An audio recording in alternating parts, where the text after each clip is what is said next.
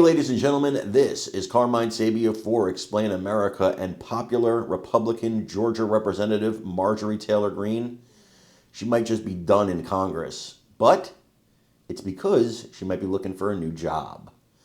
Before we get started, please make sure you like, comment, share, and subscribe. It really helps us out, guys. Marjorie Taylor Greene has been quite a firecracker in Congress and one of Trump's favorite representatives, one of President Donald Trump's favorite representatives, absolutely. You know, she's a tough fighter. And now apparently she's thinking about going for the open Senate seat in Georgia. Well, open on the Republican side, going against Jon Ossoff on the Democrat side. But we don't have a Republican challenger yet. Now, there is one thing to be considered. There's one particular Republican in Georgia who is so popular that he would probably annihilate Ossoff in the election.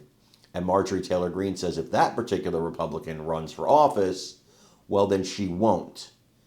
That person's name is Georgia Governor Brian Kemp, who was previously at odds with Trump, but he's now on Team Trump, and Trump is on his team. And that makes for a good marriage. If Kemp decides to go for the Senate here, I think it's his. If Marjorie Taylor Greene decides to go for the Senate, if Kemp decides not to, it's a tougher challenge, but I think she can beat Ossoff.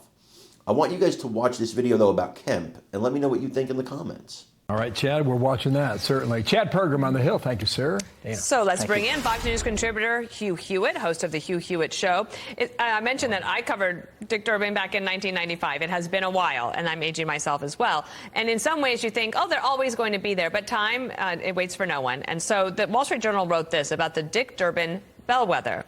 Will Democratic voters react to Trump by going even further left? The number 2 Democrat in the Senate said Wednesday he'll retire after the 2026 elections, and how the party replaces him could suggest whether it has learned from its drubbing in November.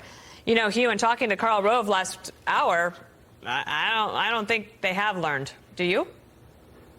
No, they haven't. Good morning, Dana. Good morning, Bill. Sorry for wearing my ugliest tie, but it is draft day, so I'm wearing my brown color. That's pretty good. The Democrats have to go out and draft young people who are not part of the ascendant left, because the ascendant left could actually lose the seat in Illinois, Michigan, Minnesota, and New Hampshire. If they nominated an AOC or a David Hogg candidate, they could actually lose in these blue states. And the Republicans are enjoying a great cycle because there are only 2 incumbents who are running. Susan Collins is like St. Susan in Maine. She's going to win. Tom Tillis is a very vigorous door-to-door campaigner.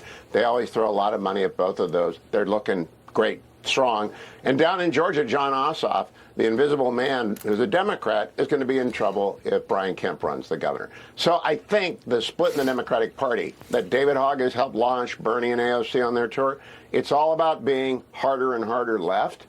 And the old line Democrats like Dick Durbin are tired of that. And I think their party is going to split, just like it did in 72 and again in 84. It's something we're going to watch for some time, at least until midterms, until we find out which direction politically some aspects of Congress are headed. Let's talk about DOJ. We got some new polling numbers from Fox. There's a lot of detail in this. This is regarding